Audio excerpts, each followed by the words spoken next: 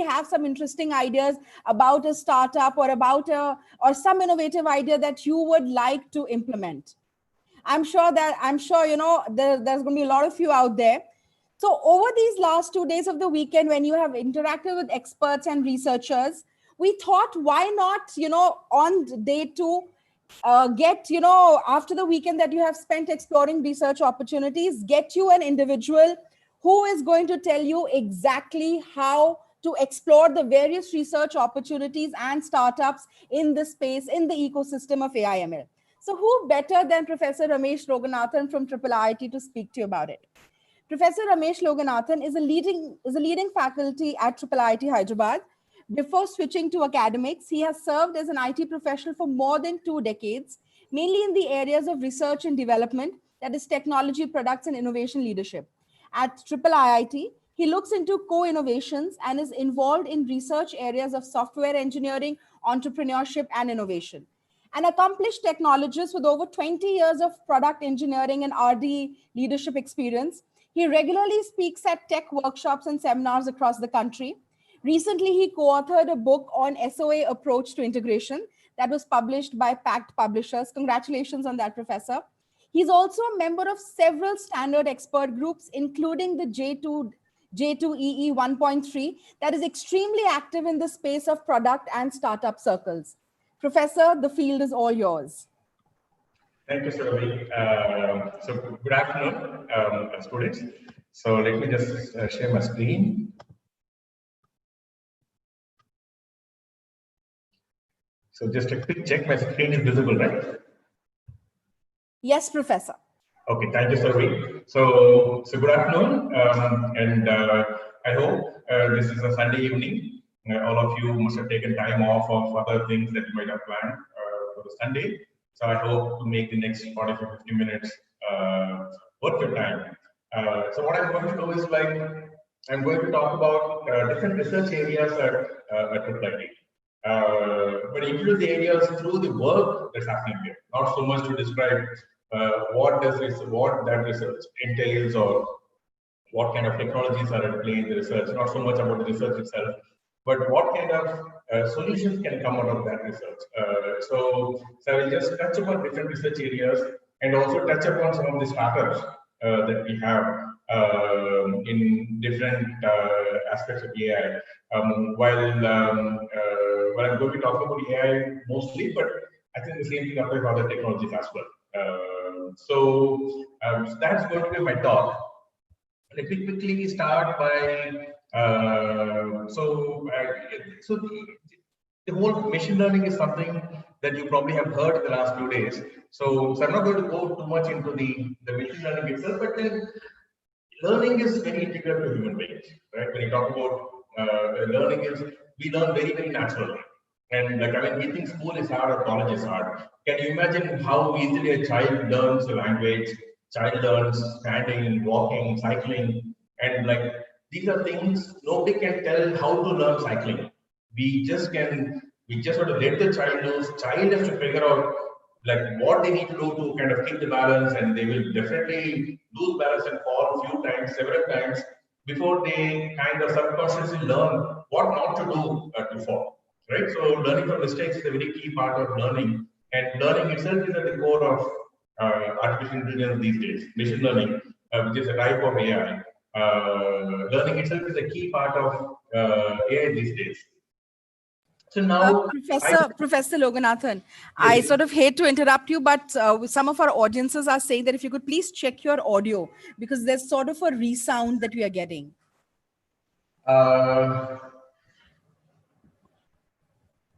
Okay, I'm not sure how I can. Okay, I'll try to be closer to the mic. So I'm not in my house, so this place has a little echo in this room. But let me try the best. Sure, Professor. Sure, Professor. Thank you so much. So.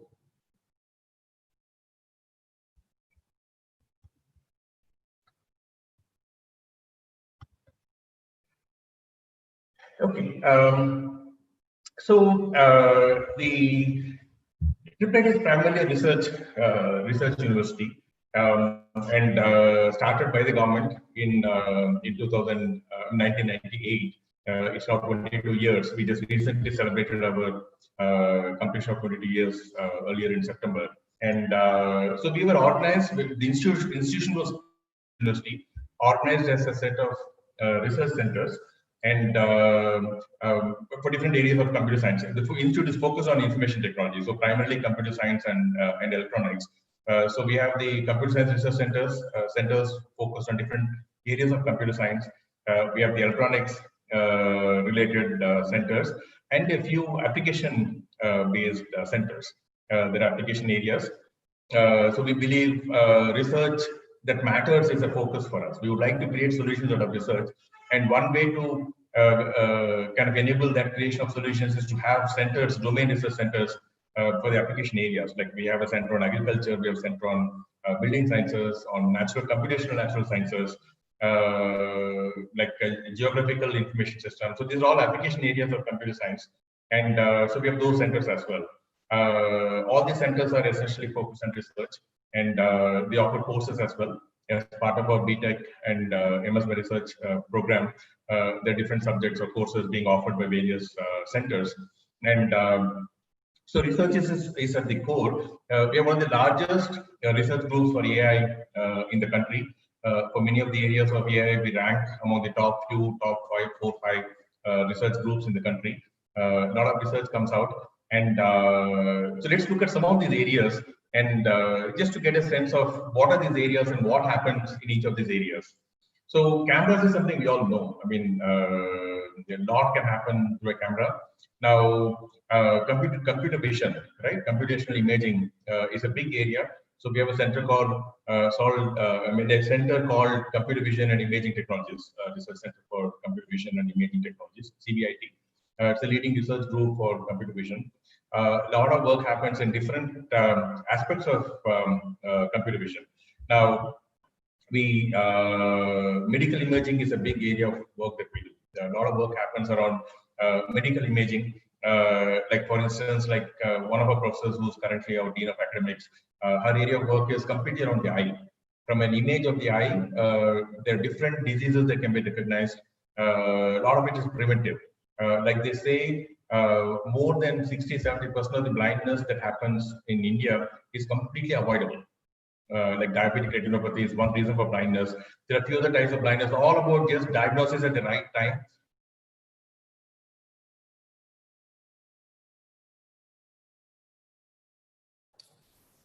Just give us a moment.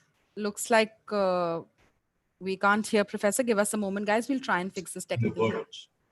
Professor, we lost you for the last 25 odd seconds. So if you could please repeat what you said. Oh, okay. I'm sorry. What's happening?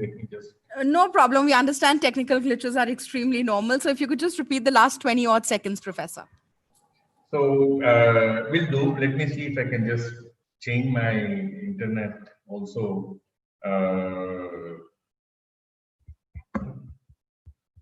Okay, if it happens again, just ping this, Ruby. I'll change the internet if there's a problem. So, okay. So, so computer vision, like I said, is like wherever there's an image that comes in water form. I mean, we know cameras as one main form of images, but the images can come from anywhere else. Could be static images or video snippets. Now, recognizing from those images and videos is what this technology is about. Like I was telling, we do a lot of work in medical imaging. Eye is diabetic retinopathy is one of the largest reasons for blindness in the country, and that's completely avoidable. All it needs is detecting it at the right time. Because from the time diabetic retinopathy onsets and before the complete blindness sets, it's about 6 months time. In those 6 months time, if it is recognized, it can be completely prevented. Now, issues are like most people, by the time they decide to go see a doctor, it's too late, and it's irreversible. But and also diagnosis also is not easy. It needs good trained doctors. Where do you get trained doctors in smaller towns and villages? So there's a lot of work happening around DR, as it is called, where just having a camera without a doctor algorithm can detect if there is diabetic retinopathy or not. There are many other conditions of the eye that can be recognized. Medical imaging, like I said, is a big area. Like for instance, a lot of work happening around different types of cancers. from an X-ray image or a CT scan, from a scan image, or even histopathology slides. There are a lot of slides that get converted to digital slides these days. From the digital slides of a culture, maybe of a different organ in the body, or of blood, or whatever the type of cancer may be. From those images, algorithms can detect. There's a lot of work. It is still in research, actively in research. There are some solutions in the market, but the technology is still evolving. But trying to detect different types of cancers from the various images is another area of work happening. Diagnostics in general, we are doing some work around COVID right now. So medical imaging is an area of work that happens in the computer vision research area. There's a lot of work happening around different kinds of monitoring. One of the projects that we have that is like from the image of a leaf, you should be able to recognize what plant it is, right? Any leaf, which a human being can do, right? It's not that by doing image matching, it has to be an exact match. But if you understand the features, if it's different color, slightly different shape, dried up, in any form, as a human being, we can recognize. Now, how do you make a computer recognize an image that it hasn't seen so far? It has seen other versions of it, but not that particular image. And still, the algorithm can detect that it is so-and-so type of plant. Now, that's one of the projects happening. There's work that's happened over the years, not deployed, but some work happened over the years in like trying to figure out from an image of a crop, trying to figure out what kind of pest has infested, right?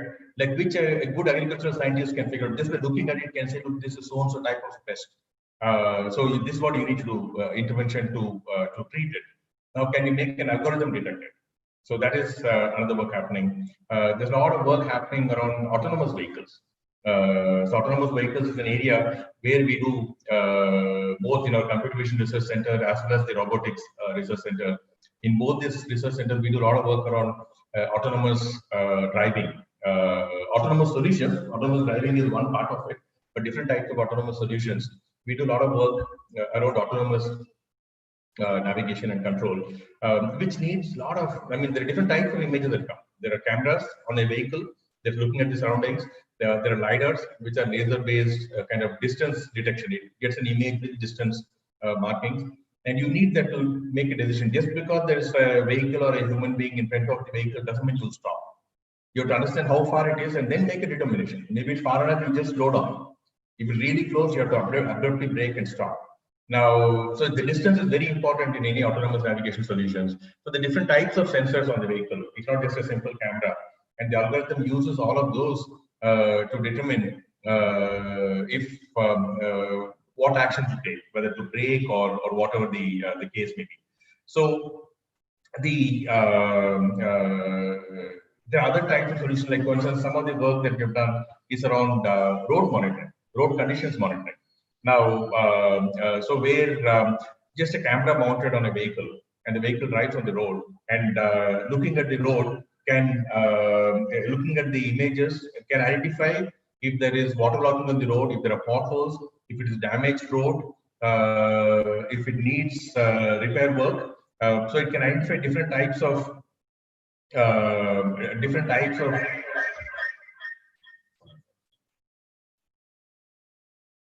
They can create different types of action. In the list, you can just mark out. Now, the same solution when we talk to the smart city division, so they said like if we can identify, like mud on the road or waterlogging on the road, can we identify sidewalks? Like if there is a sidewalk or not, if the sidewalk is damaged or not, can we identify encroachment? Right, which is a common problem in urban settings. That into the sidewalks, shops come and put out stuff on the road. Can we identify encroachment? Can we identify street lights, presence of street lights, is it working or not? Now, so different things, like all of them need the same, almost a similar processing. The camera in the vehicle, whatever the camera can see, the algorithm can use, and then use it to detect different types of, so there's a smart city use case taking the same solution. We've recently started another project, which is like, again, using a camera on the vehicle, trying to identify violations in the road. Right. So this could be put up in any of the police vehicles when it's deployed eventually. Now, it will automatically identify, say, wrong side driving, triples, crash driving, zigzag driving, helmetless driving, and these days, mask, driving without mask. It can detect all of those violations and then look at the number plate, it automatically generates the challan. Right now, some solutions like this exist at traffic lights, few traffic lights, but they're still limited. But they're still at traffic lights and they're more expensive. This one that we are doing it right now, very inexpensive. All it needs is a camera and maybe an Android phone like thing that is sitting on the vehicle to run the algorithms, very lightweight algorithms. And can detect all of these and generate the challan, which the police official has to see and confirm, and the challan gets raised. So, so there's a lot of work that happens with camera on the roads. There's one project that we have started where there's a collision warning technology. So we're installing the collision warning system in the bus, and there's a camera that is looking at the driver and also the traffic. So every time the collision warning system says beeps, that means there was a near collision. Like, so the driver might react and the collision may not happen. Mostly will not happen. But every time a warning occurs, we are trying to model what on the roads or in the driver might have caused the collision warning, like a near accident scenario. And now this is a project which is also supported by the government of Telangana. So the idea is around saying, can we model what leads to accidents? And in that process, can we identify solutions to improve road safety? So, so that is another project happening in the Computer Vision Center. There's a lot of work we do around computational cinematography. There's a lot of work we do around computational cinematography, which is like, for instance, automatic editing. We have technology that where if you record, the system has been trained to understand how to edit, how to cut, how to edit, and like so automatic editing is very, very tough technology. I mean, it's not still ready for mainstream use. But some short films have been edited, 5 to 7 minute films have been edited using the technology. There's work that's happening around like what's called split screen video generation from a high definition camera looking at the stage. So normally when there's a performance on a stage, you're going to have a camera that is having a long shot. There will be 2-3 cameras that go into close-ups. Like so imagine this is a dance, right? Close-up of the eyes, close-up of the hands. Depending on the kind of dance, they will be zooming in and out. Now, what this does with one high definition camera, it can create multiple streams. It will automatically identify that right now the action is in the face. It will create a close-up view of the face from the same single camera feed.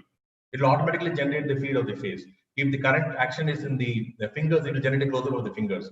As the dancer is moving around the stage, it will continue to follow the dancer and then get the shot of this dancer. So you can create 3 or 4 camera streams equivalent by using just one camera feed. So, which is a very, again, it's a very complex problem. And this is work that was published recently. And so this is very useful in any kind of automated, like this, like computational cinematography. So, so these are some of the solutions that happen in the Computer Vision Research Center. So we have robotics, like we have one of the ranking robotics research groups in Asia. We rank second in Asia. Our research, the Robotics Research Center, it's called RRC, ranks second in Asia. A lot of the work they do is around autonomous vehicles, autonomous drones. Like for instance, like when a drone comes into a building, if you're sending a drone to pick up something and get it, it's very easy for a human. You can send a human being into a room that the person has never seen the room. And you tell the person, go pick up that pen and come. There's a red pen on the table, pick it up and come. You don't need to give any more instructions. The person will go in, find the pen, pick it up and come out. Now imagine a drone going in, right? A pick and place drone that has to go in and pick up the same pen and come. When it goes in, first thing, it has to figure out where can it move inside the room, right? We subconsciously figure out there's a table, we go around the table, if there's something in the thing, we duck underneath it. We very subconsciously do it and very quickly do it, like in a fraction of a second, we would map the whole room. Now a drone has to first create a three-dimensional map of the room. Every object that is there, it has to map it out, understand the heights, where it is, shapes, form, so that it can figure out where it can move. Can it go around something? Can it go straight? Should it go under something? It has to create a three-dimensional map. And often when you get into a room, maybe there's something blocking part of the view. So you map what you can see and then go around that section, map the rest, and you keep doing it until you find your pen, right? And then you go pick up the pen, and then you have to now find your way back, right? From the map that you created, you should now figure out what's the best way to go back. And so this indoor navigation is a very, very tough problem. And that's an area where there's a lot of work happening. When you talk about any kind of autonomous vehicles or autonomous, even a platform, it has to understand what's in front.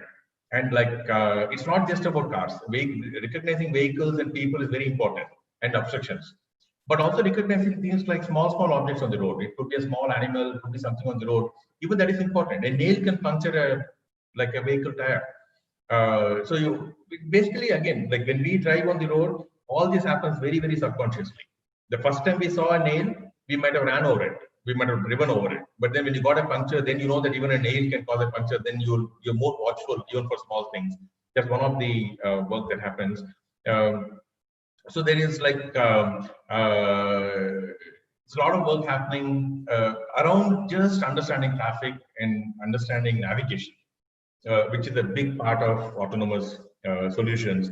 There's work happening around movements. Like we don't do too much work around mechatronics at IIIT, but there's some work happening on mechatronics around the movements, like platforms that move. We have a pipe climbing robo that's been getting a lot of attention. So where like inside the pipe, a robo can navigate inside a pipe. So it's got a lot of good solutions around surveillance. BDL, which is a missile manufacturing company, is talking to us and seeing if they can use that to deliver micro explosives inside a building, right, during surveillance operations and such. We have stair climbing robots. The different kind of robots. We have robots that can disassociate like a centipede. It's a set of units that go together, and when it has to go into a narrow space, it can disassemble itself. Each unit can go through the space. On the other side, it can again reassemble. So there's a very interesting solutions, interesting work happening around the movements itself, the mechanical movements. There's one project that's getting a lot of attention lately, very recent work still happening, is a drone that has a flexible span. It can automatically, based on the weight, it can adjust itself. It can become a small span drone or expand and become a bigger span drone. Because depending on what you're carrying, the drone span needs to change. Today, they're all fixed span drones. And so fixed span drones become, it's not very, very adaptive for different payloads and different size of loads. Now, so they are working on a mechanism to identify when you should expand or collapse and how to expand or collapse. And so that is another work, a research project happening right now. And they're looking at making a startup out of that as well. So, so these are some of the projects happening in robotics. We got a project recently from one of the defense companies where they want to create a demining robot, right? So where like this landmines is a big problem. It's less of an issue now than it was 30, 40 years back, but still an issue. So they generally use a handheld minesweeper, which is a little dangerous because a person is very, very close. A person is very, very close when you are scanning. So this one will scan, and this advanced robot can go 30, 40 feet ahead of the party and the troops going. It can detect mines. And like most of the mines today are not metal. I mean, earlier it was all the detection was based just on identifying metal. These days there are plastic mines. So it has to detect other kind of chemicals in it. So it's now become a little bit more complex, just recognizing. So that's something that we're doing, or we're talking to it. The work hasn't started yet, but the company is keen to see that solution. So machine learning is at the core of all of this, like whether it is computer vision or language technologies or robotics or anywhere, machine learning is a part. But we also have a separate research group that focuses on a little bit more complex machine learning problems, like using game theory for machine learning and such. And also a related lab we have is the speech lab. So speech is another area where we do a lot of work. So for instance, like we had a company come to us. All they wanted to understand was like in a call, if there's abusive language being used. It was like customer support. So where like customers call and like there are company employees that are responding to the customer request. And very often somebody loses their temper, either the customer or the company's employee. So, so what they wanted was to recognize when there is a bad sentiment, anger or like any negative sentiment in the call. And then similarly, there's one more request that came, which was to recognize abusive language, right? Whenever abusive language is being used, they want the algorithm to detect. So that is work happening in speech. Like a lot of translation work, speech translation, which is like understanding speech and then synthesizing in a different language. Recently, one of our works published, it was published in the computer vision lab, but got a lot of attention earlier this year, is where if you have a video, it first understands the language, it translates it to the target language. Like supposing it's in Hindi and you want to translate it to Telugu.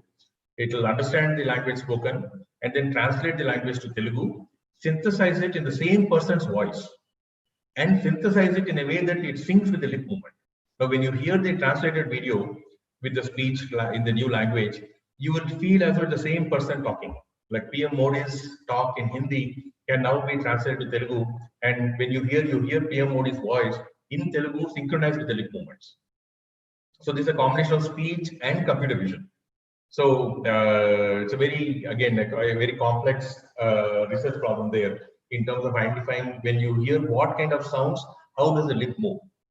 And that is important inputs in deciding how the lip should move for a certain sound. And so that's getting, it's very interesting work that was published, and a demo was put up open. So people are using it for very, very unusual use cases. So that's something that is in the speech space. Language, again, like I said, language is another area of AI, and we have extensive work that happens around language technologies, which is like start from understanding language, right? If you see a piece of text, it could be a document, could be anywhere. When you see a piece of text, how does the machine understand what the text means? And understanding text means starting with understanding words, understanding phrases, understanding meaning. And so there's a lot of work happening around natural language processing. We have work happening around like not just understanding the meaning, understanding the emotion behind it. If there's hate speech, for instance, which is a very, very common problem in social media, can you detect hate speech automatically? Can you detect humor? So sentiment in different sentiment in languages is another area of work that we're doing. There's work around conversational systems, right? It's about when you're chatting with a person, even if it is in a chat window, you can make out if it's a human on the other side or a machine. Now, how do you have very, very natural human-like conversation? Now, that's again a very, it's a non-trivial problem, trying to understand when somebody says something, how do you understand the meaning of what they're saying? And based on the meaning, you may have to ask a question, right? Or you may have to find the information and then ask another question. So how do you make it as human-like as possible? Very natural human-like conversation. So there's research work happening in conversational systems. Computational journalism, there's a lot of work happening. For instance, fake news, right? Fake news has become a big problem. How do you detect fake news? It's not as simple. Just by looking at the news, you can't make out it is fake. Sometimes you can. So this one is trying to figure out models on how do you detect fake news. If just one side is telling it's potentially fake, if 10 sides are telling maybe it is not fake, or there are certain models around how fake news is crafted. So like by looking at multiple fake news, there are models evolved. So by looking at it, the model, it seems like it could be fake news, just the way it's the kind of language used, the kind of structure used. So they use different, it's a 360-degree approach, not just look at the language itself, but that's not enough in this case, but look at all the other things to identify where there is fake news. The whole understanding documents, for instance, right? I mean, how do you understand document? We can give a document to somebody and tell them to read this document, come back and summarize this to me, explain what's in the document. You can take a 10-page document, spend 2-3 hours reading it, understanding it. You can come back to me in 2 minutes. You can give me a nice summary, right? We can do it very effortlessly. That's how we study and understand anything, right? Now, this document may be for the first time we're reading the document. We don't have any background in the past.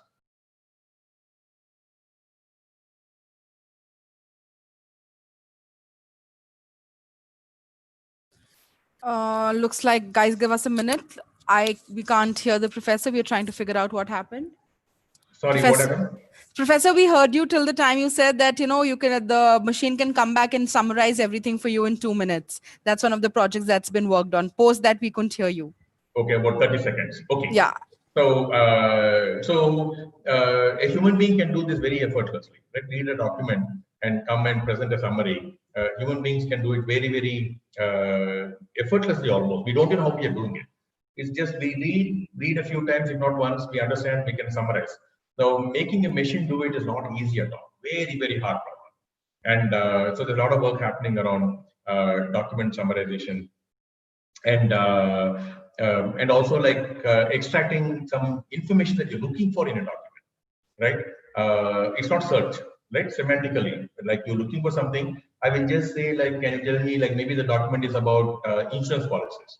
I might just say, like, what is the clause on premature termination of the policy?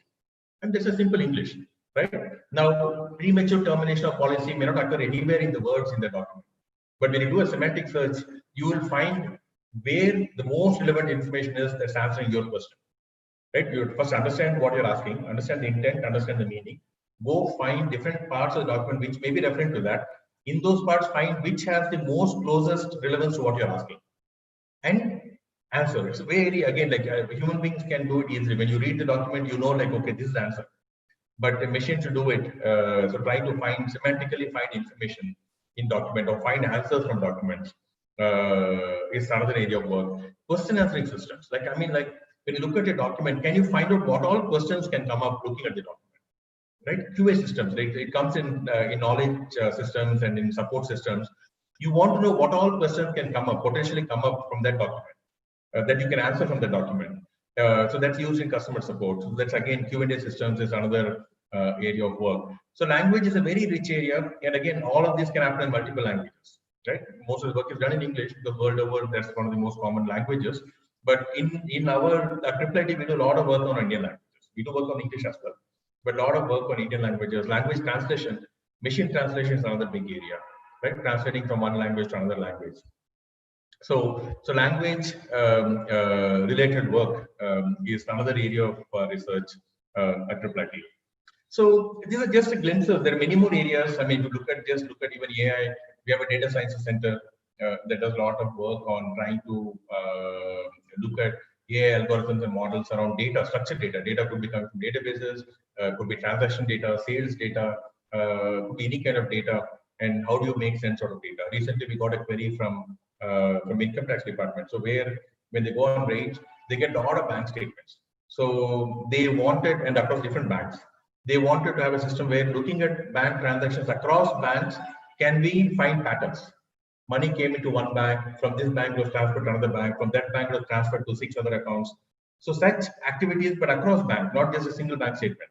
So when they go to such rates, there are multiple bank accounts involved if there is some fraud happening. So that's all under data sciences. We have a cognitive sciences research center. That's more cognition is about human understanding, right? Understanding human intent, understanding meaning, understanding expressions. So cognition is about understanding human beings. So we have a center that focuses on cognitive sciences. They have done work on, like, for instance, like play a movie and have test audience looking at there's something called eye trackers, which can track your eye movements. By just looking at eye movements, the algorithm can figure out if the movie was interesting or not, which parts of the movie were interesting, which parts are not interesting. And so that was a project which was, I mean, the movie industry was very happy, but the process stopped work on it after some time. But there was work that was happening around, a variation of this is around tracking truck drivers, highway truck drivers, when they fall drowsy. See, eyes closing is the last phase of drowsiness. But otherwise, like, you can detect drowsiness before it comes to a point where they're closing their eyes. Now, after closing the eyes, it doesn't help much. They've already closed the eyes, in split second, something bad can happen.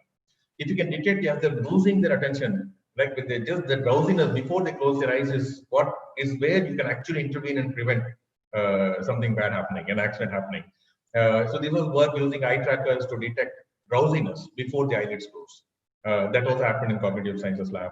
There's work happening on how music impacts brain, right? How human processes music, what kind of effect does music have on the brain? So understanding different aspects of music and human being is something that is one of the other professors is looking at that. So that's cognitive sciences and a few other areas. And then there are even areas that are not directly AI. If you take, for instance, our signal processing and communication center, which is like all sensors today. We talk so much about IoT, right? Anywhere IoT, there's a sensor involved. The sensor could be sensing temperature, could be sensing like IR presence, human presence. It could be maybe hearing some sounds. It could be like sensing vibration of a machine. It could be anything. Wherever there's sensing involved, right? There are the signal processing, because the data doesn't always come in numbers or need text. The data comes in other form. Vibration is vibration, right? Now you need some circuitry there that can translate vibration and get you a number that you're looking for. It could be like the intensity vibration or the dB noise levels, or could be something else. So signal processing is a very big part of IoT these days. And so we do a lot of work in signal processing AI. Like we recently got a project from an automobile, a car company. So where for their anti-lock braking system, they wanted an AI algorithm to detect how best to brake, right? How much to brake and how best to brake. Now the decision has to be made based on current speed, current road conditions, and many other parameters, weather conditions, to decide like how much to brake. Sometimes like if you brake too much, the car will spin, right? It will skid or spin. So you can't. So you have to understand whether you cannot brake more than what the road condition can take. So today it's done very statically. There's a few inputs that it uses, and then like it detects very static algorithms. They wanted an AI algorithm, machine learning algorithm to be used. So it's a project that's come up. We got another inquiry recently with the railways. So they have like a lot of sensors on the diesel engines. Now, from those sensors, there are vibration sensors, temperature sensors, all kinds of other sensors. They said they have about like 140 or 150 sensors in a diesel engine. There are 7 subsystems, and each subsystem has up to about 30 sensors. And so all that data is available. Now they wanted an AI system to be built to predict a potential failure in the engine. Now the engines come to their service workshop once a month. So the engines, so in a month, whatever it can develop, can you detect before it breaks down? So preventive maintenance before the engine breaks down, because the diesel engine breaking down in railways is a big impact. Like it affects the whole schedule. So they have to avoid that as much as possible. So again, here you look at the sensors. Most of the sensors are not numerical sensors. They're sensing all that is signal processing. When you're sensing vibration, when you're sensing temperature, when you're sensing some movement, or when you're sensing the frequency of movement, these are all signals that are processed. And so signal processing is a very, very integral part. So signal processing AI, these are called signal processing AI. Based on signals coming in, you make some determination, whatever it is. Like in this case, preventive maintenance of an engine. So there are applications in almost all sectors. I mean, all sectors, whether it's like automotive sectors or customer support or healthcare or finance. There are a lot of applications that are possible. You've seen some of these already. So I'm going to skip this because you've had some talks on banking. I'm going to go straight to, let's look at, we have a very large incubator at Reply. We are one of the largest university incubators in the country amongst any of the engineering institutions or universities. We have about over 100 startups that are at our incubator, and this is in addition to T-Hub. Our incubator is 12 years old. T-Hub is 4 years old. We also helped start T-Hub along with the government, which is also on our campus right now. And so that's a different incubator. I'm talking about our incubator, which is primarily looking at technology-based product startups. That's our focus. And so where our research can help. So these are some of the startups. We will take another 5 minutes and then we can take some questions. I already mentioned about the oncology. So Onward Health is a startup that is looking at diagnosing cancer from images, from different type of scan images. They use histopathology, the primary focus, which is slides, culture slides. But they can do this from other like say CT scan and MRI scan also. Doctor is a company where from using the sound, doctors use cough sound and just sound to detect different conditions. But machines don't do that today. There are no automated testing which uses sound as a data. That's what they do. You just have to cough.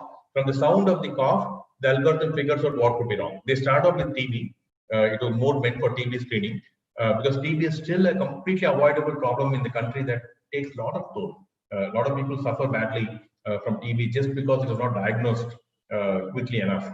And so here they're saying that you just cough into the phone, you just give the sound, and the algorithm will tell you if it is TB or not, if you have TB or not. So they have extended the solution or working on it to detect COVID from cough sound. So far it hasn't worked out because I think it doesn't have a different sound of cough, but that's something they're working on to see if we can detect COVID from the sound of cough. Radiant is a solution around eye. They do eye diagnostics. So where like just from a camera that takes a picture of the retina can detect different things that could be wrong. It's a referral service. They don't replace a doctor.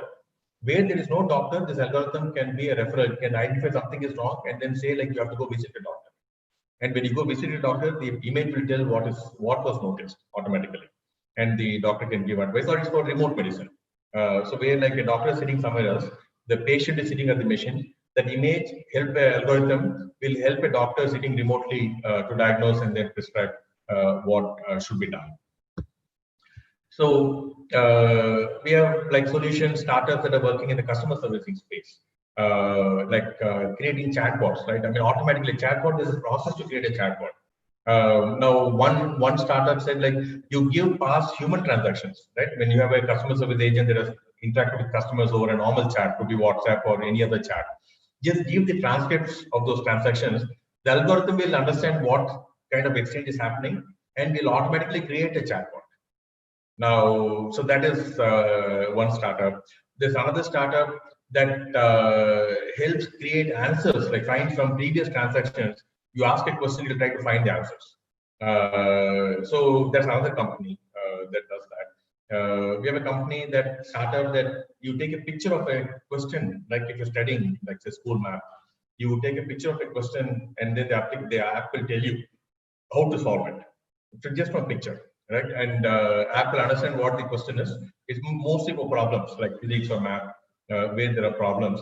Reading the problem, it will understand the problem and then tell you how to answer it. Not the answer itself, but it will just tell you how to solve it. So that is Scholar. So we have a few startups that are in the customer servicing space.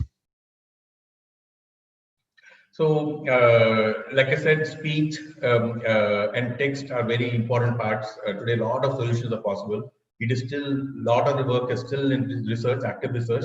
So many of our startups that are working with our research groups in developing the solutions. Mashinga works on speech, any kind of speech recognition. The call center solution that I talked about was done by Mashinga along with one of our professors. Freegen is a company that creates minutes of meetings.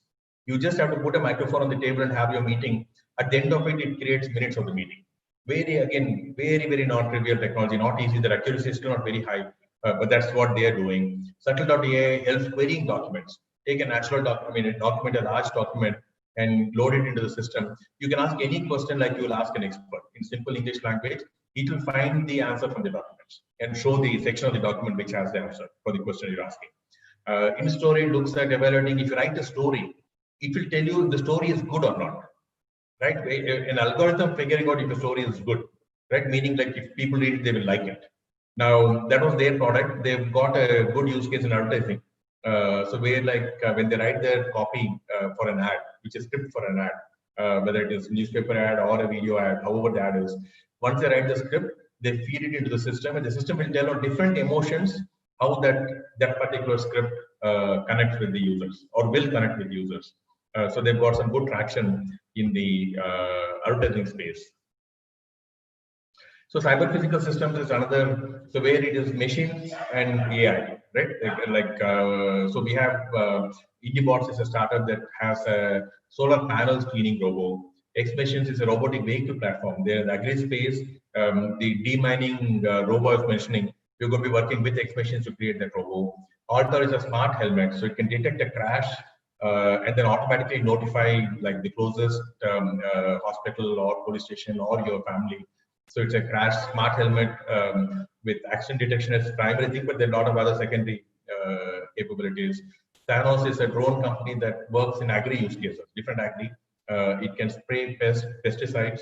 It can identify where there are where there's more of the pest infestation, and they spray more. Where there is not that much, maybe spray lesser or maybe not even spray. So it can go around the farm and then see where there's pest infestation, only there spray. So it has a camera on it, and so that is the solution they are building. So there are many startups which have a physical equipment attached to the AI algorithms. So there are again some more healthcare solutions which is beyond just medical. Like there is a company called Nextria that helps train like medical equipment or complex equipment. Now you have an expert that should go to train the technicians. It's not always possible to send the expert. So here they have built an AR solution that can be used for training on the equipment, medical equipment specifically. They work with a lot of like Johnson and other medical equipment companies.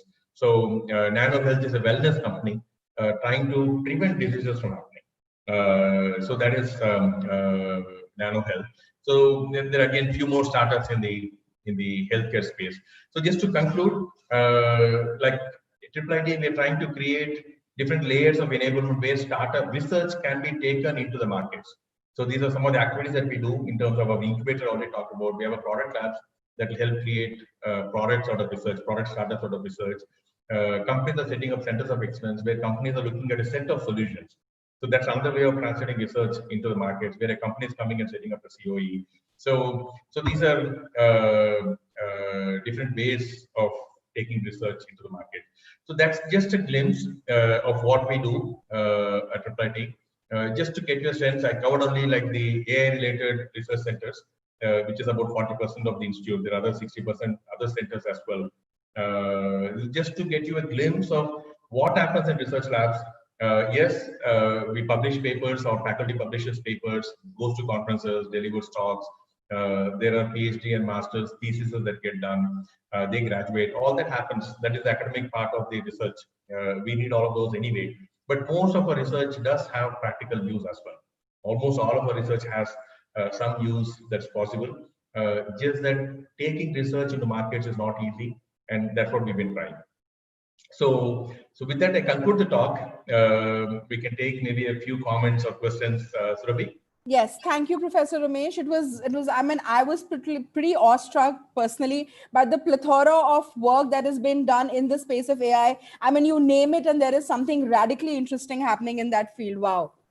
So we do have some questions from our viewers here, from our audience. So I'll start with a question that Virendra has posed. He says, for startup purpose of for personal learning, for the needs of personal learning, we need data. How are we able to collect previously collected data? Is there a cloud where such huge data is provided for free, or is there a process where one can get it by paying something? It's a very good question, and that's one of the most difficult problems today. So every research group goes and collects their own data. Today, like in the country, there are probably at least, like I don't know for sure, but I'm sure there are not less than 50 research groups, at least 50, maybe I won't be surprised even if it's few hundred research groups that are doing work on like just COVID. Everybody is collecting data from hospitals, collecting X-ray images, other data. None of it is available to each other. Everybody's data is their own, and each one struggles to go get data.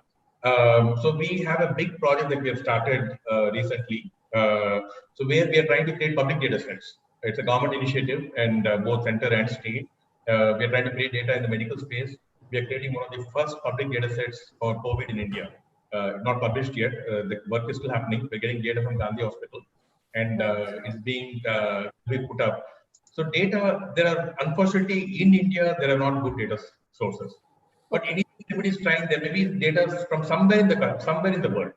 So for them, they should not stop waiting for data from India. Just start the work with whatever data is available, and then look at collecting data. But I think the culture of creating public data sets is just starting. Hopefully, it will become more easier in the coming years. Right. Thank you, Professor. The next question is from Nishkant. He says, what is the protocol one should follow in order to avoid biases in the ML algorithm? Because if the data is inconsistent, it's only obvious that you will receive biased results. In the same way, biased algorithms would only generate partially relevant results from the data that is available. So how do you approach such a problem? Because there's a high possibility for the research to become politicized or to push forward different agendas for political mileage. As a researcher, how should one ensure that the analyses are unbiased, and what are your thoughts about this? It's very hard. I mean, like, imagine like we're in a court and the judge is biased. Now, sometimes a very, very hard bias we can detect easily. A soft bias we cannot detect.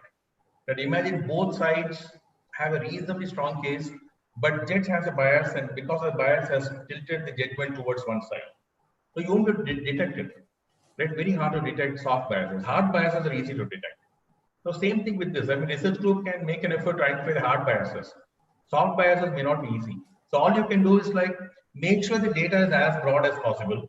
Like make sure data is like not coming from only one type of source. Make, like they say, like any good surveys, when there are surveys, so they try to identify, even in a city like Hyderabad with 11 million people population, they can do a survey with just like less than a few thousand samples and still get a very, very representative feedback.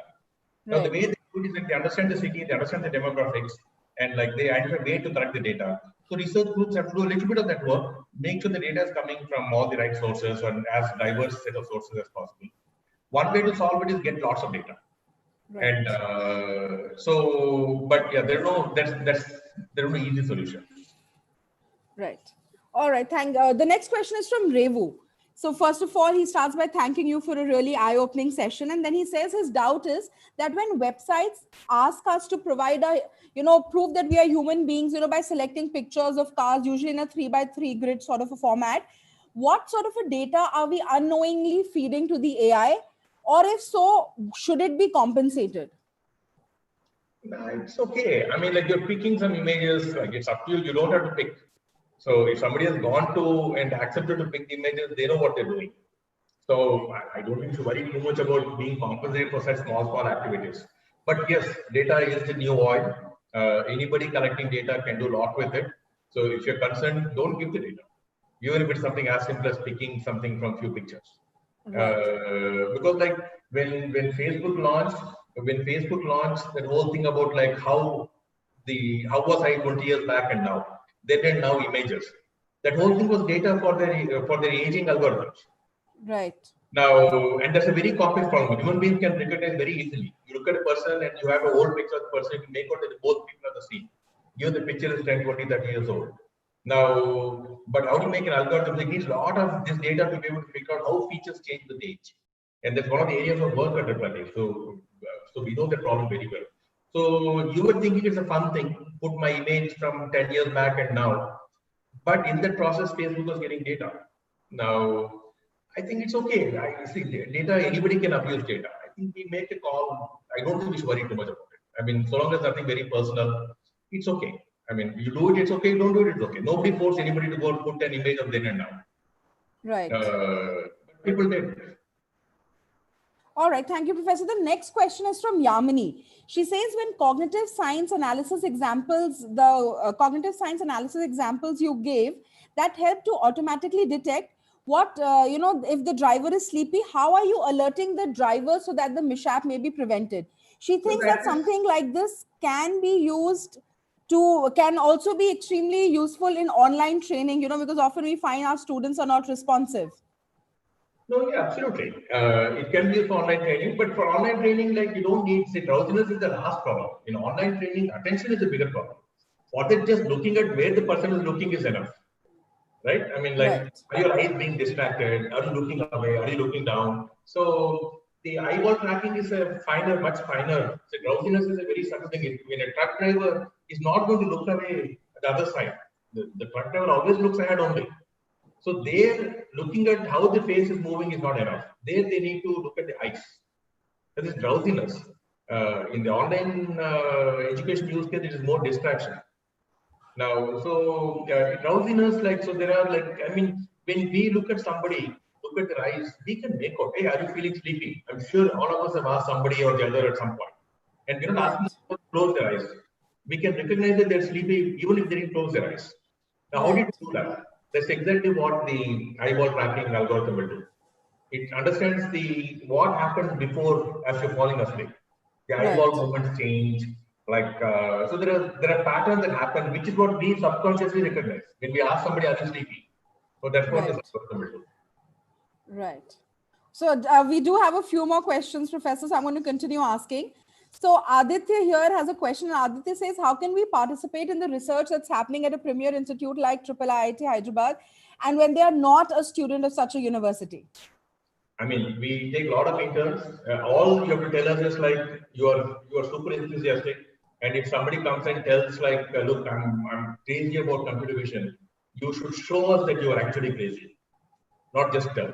Which means you would have read something by yourself, you would have taken some online courses, you'd have built some small solutions, you'd understood the APIs, various libraries available, and you just have to show us that we don't expect you to have published papers. I mean, if you're a second year, third year student, you won't. That is not it. We expect what somebody with a lot of interest would do, right? Spend some time, spend few weeks, few months learning, doing. You have to convince us that you actually are crazy about it. That's all. That's all it takes. And if anybody is doing that, you can reach out to me and I will connect somebody, or you can reach out to any professor. I mean, we take a lot of interns every summer. So when there's passion, there's no stopping one. It will show. If there is passion, it will show. It will be much more than just words telling I'm passionate.